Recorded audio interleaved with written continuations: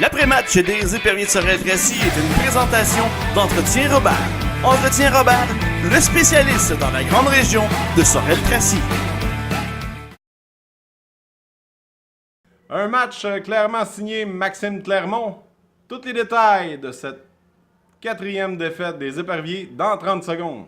Spécialisé dans la pose et la vente de pneus toutes catégories, Nicoletti Pneus et Mécanique dessert les marchés des pneus de véhicules passagers, agricoles et poids lourds. L'équipe Nicoletti est composée de techniciens et aviseurs hautement formés et qualifiés. Elle est donc en mesure d'effectuer les réparations mécaniques, l'alignement ou les changements d'huile que requiert votre véhicule de promenade ou commercial. De plus, nous offrons l'entreposage de vos pneus et un service de navette.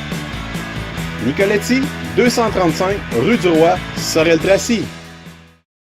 Et oui, comme on vous l'avait dit, ce soir, une défaite en temps réglementaire de 6-3. Les Pétroliers du Nord l'emportent, Kevin, malheureusement. Oui, effectivement. On ne cherchera pas que Saint-Jérôme, on l'avait dit, c'est une équipe à surveiller. Ils ont commencé le match fort en mi-période. Julien Brouillette qui marque le premier but des Pétroliers. Par la suite, Sacha Pokelok, encore un filet marqué. En fin de première période, ça fait mal un petit peu les Éperviers. La deuxième période commence. On profite d'un avantage numérique. Marc-Olivier Damour qui a réussi à marquer son premier de la saison. Et les Éperviers, par la suite, ont réussi à marquer 2 buts consécutifs en avantage numérique. Étienne Brodeur, son 9e et son 10e. On a vu la présence de Samuel Noro à la défensive, qui effectue de bons tirs, donc ça va être bon dans le futur pour les Éperviers. Par la suite, on en rajoute du côté des Pétroliers. On ne se cachera pas que quand tu as des joueurs du type de Thomas Beauregard dans ton alignement, ben ça paraît. Beauregard marque le quatrième justement des Pétroliers. Pas que là, qui en remarque encore un autre, le cinquième. Un cinquième but qui chassera Paul Bourbeau du match et on remplace ça par Marc-Antoine Gélina. On réussit encore à marquer à nouveau en fin de deuxième période en avantage numérique. Alexandre Beauregard, celui-là qui fait dévier un tir directement, une passe de la pointe directement d'Hugo Carpentier pour marquer le 6e. Et par la suite, on a vu les Éperviers en troisième période marquer André Bouvet-Morissette qui réussit à s'inscrire au point, marquer le troisième des Sorellois. Un match qui fut difficile pour les deux équipes, mais pour les Éperviers surtout.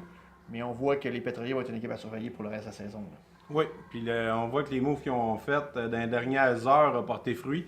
Aussi, il y a eu, j'imagine que le fait que le club renaît de ses cendres, là, ils ont une énergie positive, le cri de la dernière heure aussi. C'est pas une raison, mais le sort en a fait ainsi à soir. Oui, puis beaucoup de vétérans dans cette équipe-là qui sont revenus au jeu pour venir à Saint-Jérôme. Là. Un Dominique Léveillé qu'on a vu ici à Sorel-Tracy, on a vu à Jonquière, on a vu à Rivière-du-Loup. Un Pierre-Luc Slager qui a eu des bons moments dans cette ligue-là, mais qui revient justement en uniforme avec les Pétroliers du Nord, que ça paraît aussi également. Un Hugo Carpentier qui joue très bien, on se le cachera pas. Ouais. Sacha Pokelok qui redevient le Sacha des beaux jours. Ouais. Très beau match. On a une bonne chimie du côté de Saint-Jérôme, puis je pense que ça va être bon pour le futur. Par contre, chez les Éperviers, ça fait plus dur ce soir, et malheureusement, ça apparaît. Pour en revenir aux Éperviers, là, ce soir, on a vu nos échanges pour la première fois sur la glace. J'ai remarqué Noro, un méchant tir de la ligne bleue. Là. Oui, justement, Noro, on disait qu'il se faisait un petit bout qu'il n'a pas joué cette saison. Je pense que ça va être le temps de se remettre dans le game shape un petit peu, qui va être difficile. Également, Antoine Haute-Caron, on le voit que le joueur, c'est un joueur qui commence. On va voir quel style de joueur qui est dans le long terme. C'est pas un gars que tu peux voir, qu'on n'a peut-être pas vu autant ce soir, mais je pense qu'il va être utile sur le long terme. Fort, c'est mises en jeu. Oui, et Marc-Antoine Gélina, qu'on ne cherchera pas, même s'il est venu en relève à Paul Bourbeau, il a accordé un but que je pense qu'il ne va pas rien faire là-dessus. C'est un tir dévié, dans le fond. Mais Gélina, qui, je crois que même si lui, faisait 9 mois, il n'a pas mis les jambières, a quand même bien paru ce soir, malgré la performance médiocre des Éperviers. Là. Quand même dommage pour Paul Bourbeau qui avait un départ ce soir, mais malchance, des situations souvent irréversibles. Puis ça a fait que 5 buts plus tard. Oui, effectivement. Désolé. Donc justement, Olivier, on va aller aux 3 étoiles après ceci. Les 3 étoiles du match, une présentation de Transport Jocelyn Nadeau. Et voici maintenant les 3 étoiles du match. La 3e étoile, on ne se le cachera pas, ça va être Étienne Brodeur des Éperviers qui ce soir a quand même marqué 2 buts. La 2e, ce fut Thomas Beauregard du côté des Pétroliers. Beauregard qui a été présent sur déjà 2 des 6 buts de l'adversaire, mais Beauregard omniprésent partout sur la patinoire. Ouais. Et la première étoile, Sacha Pokelok. Pokelok qui fut le général, si on veut, la ligne bleue des Pétroliers. 2 buts, une mention d'aide. Puckalock a été parfait ce soir, donc c'était les 3 étoiles du match ce soir. Et voilà. Restez là, après la pause, on vous revient avec un très beau... Un très bel événement qui va avoir Oui. lieu dans quelques semaines du côté de Saint-Ours. Le 2 février. Avec vos éperviers.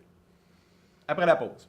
Que ce soit pour un café ou pour le plein d'essence, le dépanneur Boileau, c'est la place. Situé à 2 pas de l'autoroute 30, le dépanneur Boileau, c'est beaucoup plus qu'un simple dépanneur. Au dépanneur Boileau, découvrez plus. Fier commanditaire des champions de la Ligue nord-américaine de hockey, les éperviers de Sorel-Tracy. Le dépanneur Boileau, 3150 boulevard de Tracy, à Sorel-Tracy. Ce segment de l'après-match des éperviers de Sorel-Tracy est une présentation de Yannick Caisse, courtier immobilier. Et voilà, Kevin, on organise du côté des éperviers, surtout en collaboration avec mon autre entreprise, Decalco Design, qui va présenter l'événement à Saint-Ours. On parle de pratique hivernale. Ben, ça va être un mélange, on s'est dit, Olivier. On a, comme tu dis, avec la ville de Saint-Ours, on va organiser directement à la patinoire à Saint-Ours une journée hivernale qui va être le 2 février prochain, un samedi, de 13h à aller à 16h. Le tout quand même assez simple, c'est qu'on va faire tout sur trois chapitres. On commence justement de 13h à aller à 13h45 avec un patin libre avec les joueurs ainsi que les gens qui veulent embarquer. 13h45, on vide la patinoire, on repasse les pelles s'il y en a déjà un petit peu, Oui. et on s'installe pour les lancer, un concours d'habileté avec les joueurs des éperviers. Donc on va avoir radar sur place pour les tirs le plus puissants, les cibles, des courses de joueurs avec les cônes, ça va vraiment être quelque chose. Et par la suite, on fait ça à l'ancienne, on met les bâtons dans le milieu et on fait 2 équipes avec des jeunes de Saint-Ours seulement, les mineurs qu'on veut, qui embarquent avec les joueurs des éperviers pour mélanger les équipes et s'amuser comme dans le temps.